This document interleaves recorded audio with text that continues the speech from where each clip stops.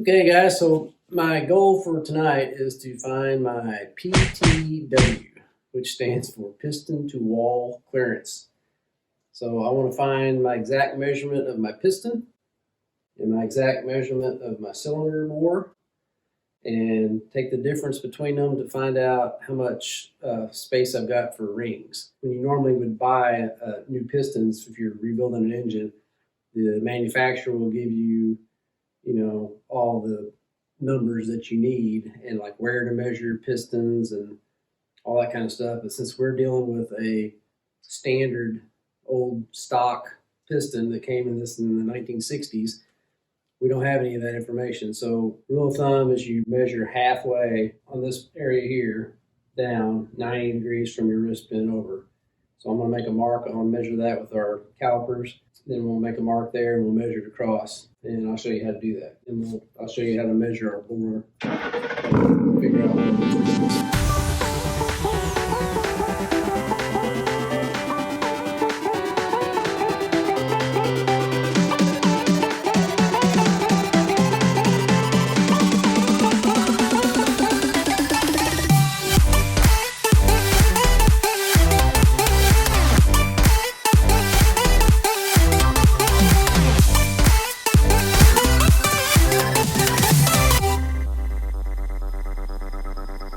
Okay, so I'm going to first of all find the center on our little apron here on our piston, which happens to be 2 inches and 347 thousandths. Half of that would be 1 inch, 173 thousandths.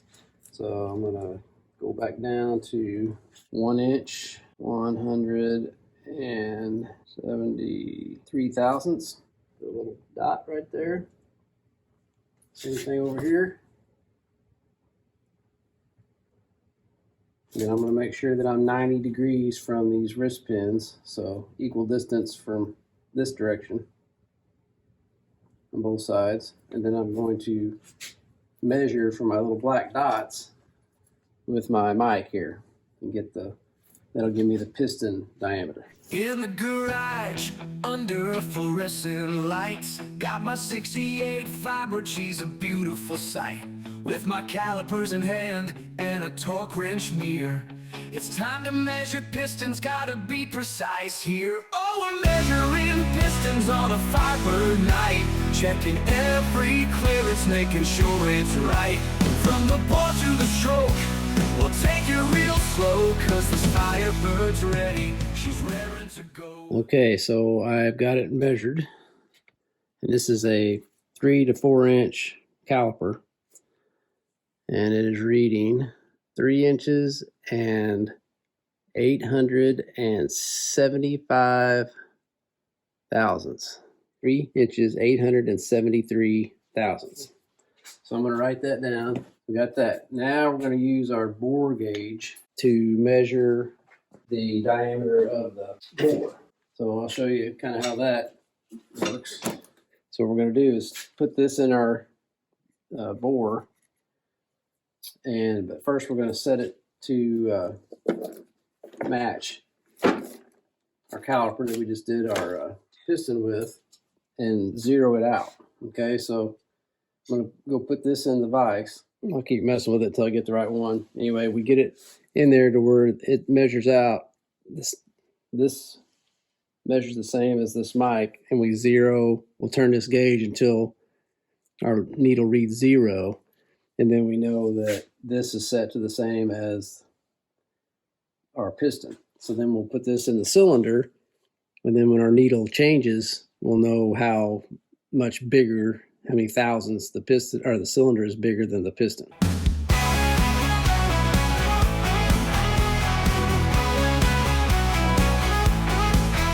Got the engine on the stand, turning bolts with care, taking off the heads, feel the cool night air.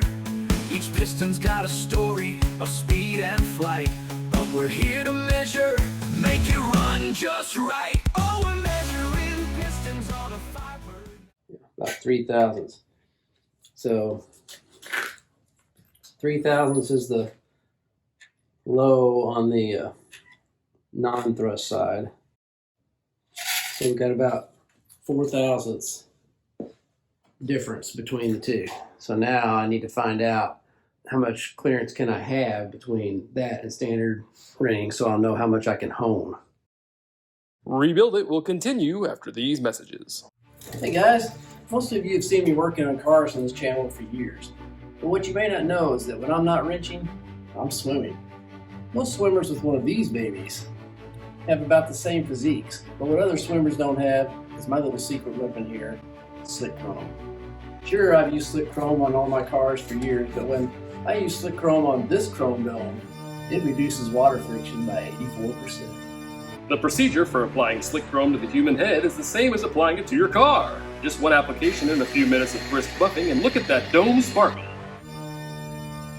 We swimmers go through years of work and countless hours of strength training to get in shape for a possible chance at the Olympic Games. Just listen to this testimonial by my training partner and coach, Andy. When Mark first came to me with the idea of using automotive ceramic coating on his head, well, I just thought he had lost his marbles. The results don't lie. I used to beat him by 10 seconds in the 100-meter freestyle, but after he started using slick chrome, he shaved 47 seconds off his best time. Plus, when competitive with swimming in outdoor pools, the glare has a tendency to disorient other swimmers, which just adds to the advantage of using slick chrome. As you can see, slick chrome makes a difference between bringing home the gold and just going home. Slick chrome. If your dome's not slick as chrome, you might as well stay home. Slick chrome does not guarantee Olympic medals of any kind. Slick chrome is not responsible for any injuries, mutations, or deformations. You should not combine slick chrome with any processed foods, onions, garlic, or ice cream after 8 p.m. Side effects may include eyebrow loss, elongated earlobes, lower back pain, nearsightedness, heartburn, loss of body temperature, height loss, grunting when standing up, grunting when sitting down, excess back hair, inadvertent flatulence, weight gain, hearing loss, and sun-chipped toenails. Do not use slick chrome if you are on Rogaine. Visit your psychiatrist to see if slick chrome is right for you. And now, back to your regularly scheduled programming. Okay, here's what I've got. So I've got my piston is 3.873. On my cylinder, I've got 876 thousandths to 878 thousandths range there. So that would be 3 to 5 thousandths bigger than the piston. So that's really about what it's supposed to be. So that doesn't leave me a whole lot of room for honing. The stuff I've read says the rule of thumb is you can get by with 1 thousandth to 2 thousandths difference between the piston and the cylinder per inch of the diameter of the bore. So if you take the highest side of that, 2 thousandths, times our factory bore size, 3.875, that gives you a little over 7 thousandths would be the maximum piston to wall clearance that we could have, and that's 7 thousandths is pretty big. So really it would be a little less than 4 thousandths to 7 thousandths would be your range. And what we've got now is 3 to 5. So if I could hone it out and get it to about 6 thousandths and check it really well and see if how much of those little pits are gone, by just getting it 1 thousandth more, that's probably what I'm going to need to do. And then I could still use standard rings. Also, I forgot to tell you that I got my head back from the machine shop, and they checked it all out and cleaned it up really well and said it has really good compression, and they just had to shave a little bit of the base of it off to get it completely flat. But I guess when they cleaned all the valves, that whatever rust was on there was probably what was holding those open a little bit and letting us get that blow by. So once they cleaned all that and did a test on it, they said really good compression. It says in good shape. So that's really good news. So when we put that back on, hopefully, so we have no issue there. So really now, that whole cylinder bank was such bad compression and bad, when we did our leak down test, it was discouraging. It had cylinder 2 was 110, cylinder 4 was 135, 6 was 75, and 8 was 110. And I wrote on there where the blow by was going through, and that one was intake, which was all through the head. So that's all fixed. So the only other one was rings, and it was 110, 115 compressions, which is not good, but it's not horrible like 75. So hopefully when we hone that, that'll take care of that one, and then we'll be good to put it together and get this thing running. All right, so I'm about ready to start honing. I got all the holes covered up around this cylinder, and I've got this tape bent up a little bit here, so if I get any honing oil up here, I don't want it running down in the block and stuff. And I've got a rag that's covered up the crank so that no metal pieces can get down in there and all that. So hopefully I'm good. And I'm going to try to get about a 5,000th even diameter on this whole thing. So I've got my new hone here. This is a Lyle 15,000 hone. And it's not like the ones that you see with little springs that go in and out. Those are kind of like just to finish it, when you want to just deglaze a cylinder or something. Well, this will actually make it a different size. So you got to be careful with it. You got to use a big, like 1/2-inch drill, the corded drill, instead of just a little small drill. And so I've got it set to where I can get it down in the cylinder. And then there's little marks you can see on the end of this. So I can fit it down in there, and then I can kind of micro change with this guide or this little gauge here. It'll move these stones in and out just a little bit at a time. So I'm going to use honing oil, which I made myself. It tells us in the instructions here. You use 8 parts kerosene to 1 part oil. And so I've got that mixed up, put in a little oil squirter. I'm going to squirt that in there. So I get this in there, and we'll turn it on, and the speed that you run it at is determining the honing RPM is 12,000 divided by the cylinder diameter.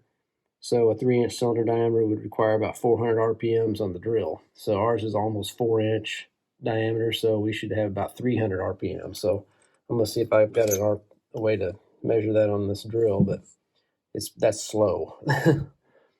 So we'll get that all set up, and then I'll show you what it looks like here. All right, so here I go. First time ever honing out a cylinder. Here's my honing oil.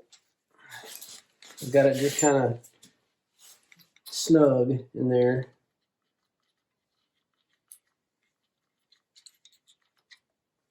This honing oil, like I said, it's mostly kerosene, so it's pretty thin. I'm going to start this slow.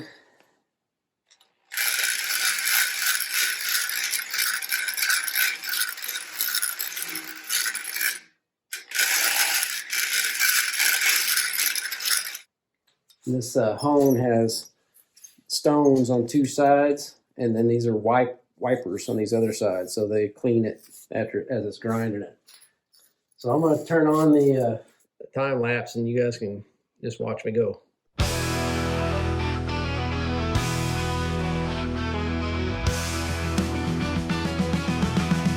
the heart of the engine, where the power's made, there's a secret to the magic, where the metal's laid. With a hone in my hand and a steady spin, I'm holding the cylinder, let the work begin. All right, so I'm going to kind of try to show you here what it's looking like down in here. See, the shiny stuff is where it's actually doing its work, and the darker areas that was the rough spot, and you can see it's low. So I'm just going to keep going and checking it every so often and making sure that it does not get past my 5,000ths over. There's a spot here too that's darker color, which means it's not getting into it yet. So just keep on going, and I mean, it looks like it's doing right. There's also an area up at the top. So I'm going to keep going and try to get that area out. Oh, I'm holding the cylinder wall, making it smooth, getting ready for it all. With every pass, I can feel the call of the engine's roar after honing the wall. It's a dance with precision, a rhythm and rhyme. Every stroke I take in perfect time, bringing life to the bore.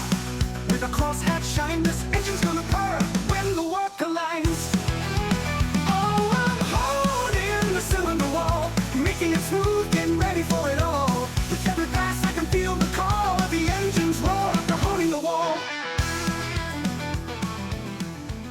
Well, this is not really the result I was hoping for. I was hoping to have that completely gone where you could not see it. But I am at, between 5 and 6 thousandths now, and I really don't want to go over 6 thousandths. That's pushing it. So I'm thinking I'm going to leave it like that. I mean, I can feel it, but it's just barely felt. It looks a lot worse than you can feel.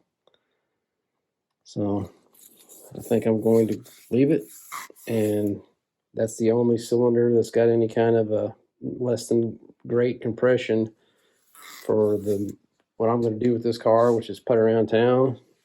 I mean, I'd like to have that perfect, but it is not worth sending that whole engine off to be rebored, then buying new pistons and all that. So I think I'm putting it back together.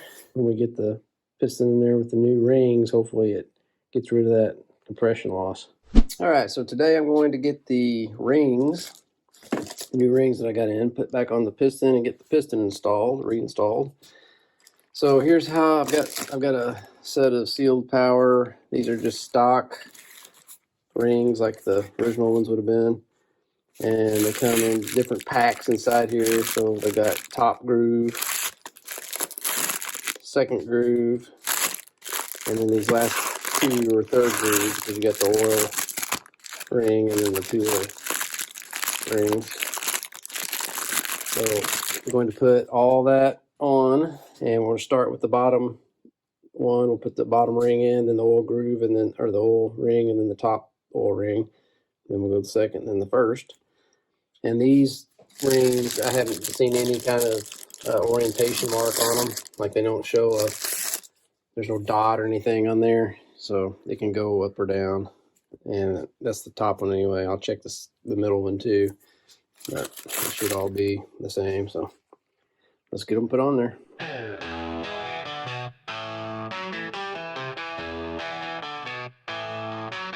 In the quiet of the shop where the steel meets the fire, I'm prepping for the moment when the engine's wired. New rings in my hand, I'm feeling the groove. Time to bring the power. Okay, so I've got the bottom, all three rings in on the bottom. And then the center one, I told you the top one had no markings, but this center one, again, you probably won't be able to see it, but there is a beveled edge on this side right here. And so when you really look close at the ring right here, it says top in very light letters. All right, so I've got all of our rings on. We've got different gaps. Like I said earlier, we got our lower gap on the bottom ring on this side, and the top ring on the lower set on this side. We've got our second ring down. We got our gap on this side, and then on the top ring, we got the gap on this side.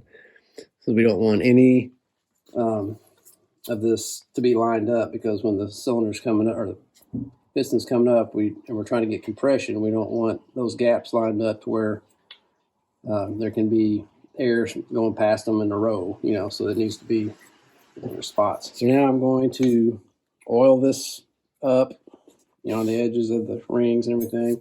And then I'll oil my ring compressor here up on the inside, because we're going to get all that lubricated, and put this over this, and then tighten this down where it compresses all those rings. And then we'll put this over the engine, and we'll tap this down into the engine. And then once it gets, everything's compressed, so once it gets down in there, I guess it won't really expand back, but it'll pop back out to the cylinder enough if it's below the cylinder from this compressor.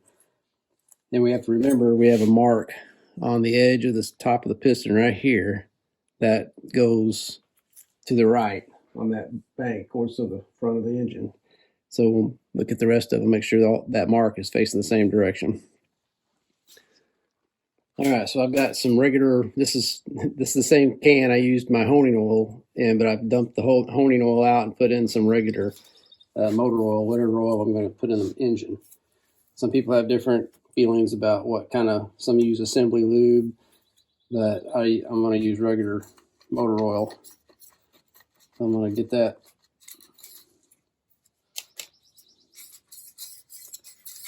all in there. Smeared around good. We want that to slide the easy as possible. New rings on the cylinder now, gonna seal it up tight. Gotta do it just right somehow. Okay, so you can see it's got everything compressed. So now let's go over to the engine. I'm going to lube up the cylinder. All right, so I've got my cylinder all oiled up. I've got my bearing back on my piston here.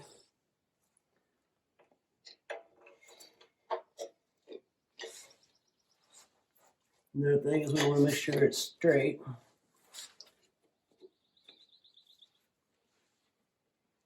Let's see if we can just push it.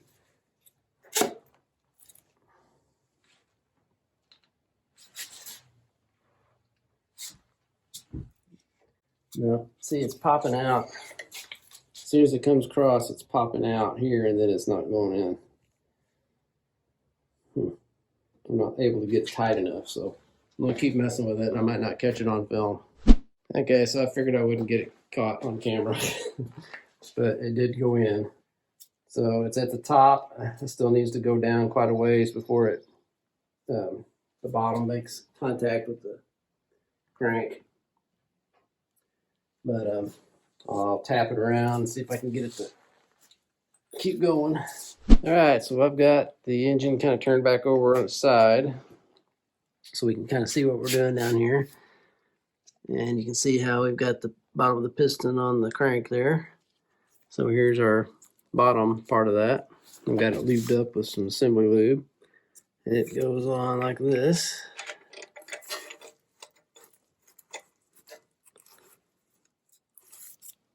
Okay, so I looked up the torque settings and it's 45 foot-pounds. So I'm going to get my torque wrench on here. I'm writing a song about putting a piston in, but I'm stuck on the rhymes, don't know where to begin. Should I sing about torque or just laugh and grin? The song about songs is getting thin. So the next step would be to clean this again really good and make sure it's like completely clean. There's nothing fell down in the pistons and all that. And then it's time for the head gasket and to put our head we got back from the machine shop back on. So I know what you're thinking. 25-minute video to put in and measure one piston? It seems like a lot of time and effort for one thing. Yeah, it is a lot of time and effort for one thing. Being able to figure out not only the size of a piston that's like 50 years old and measure it and get the rings for that bad boy, put them all together, slap them in a... Yeah, we probably could have made this half of one video, but Dad wanted it to be really technical, and so if you wanted to do it yourself at home, Dad gave you all the information and the measuring capabilities and all that stuff so you could do it yourself. So you're welcome, everybody who's going to watch this video then and try to attempt it themselves, whatever. Anyway, hope you guys enjoyed this video. If you did, make sure you hit the like button down below, hit the subscribe button, and then turn on the bell so you make sure to get notifications for all future uploads on the 68 Firebird, 1961 Triumph TR3, or the 1978 Ford F100. And with that, it's time for our verse of the week, which is Psalm 118:24, that says, "This is the day that the Lord has made. I will rejoice and be glad in it." Hope you guys have a good week. We'll see you next time. And always remember, don't retire it if you can rebuild it. Thanks so much, guys, for tuning in and watching this week's episode of Rebuild It. Make sure you subscribe so you don't miss out on any awesome content. Have a good one.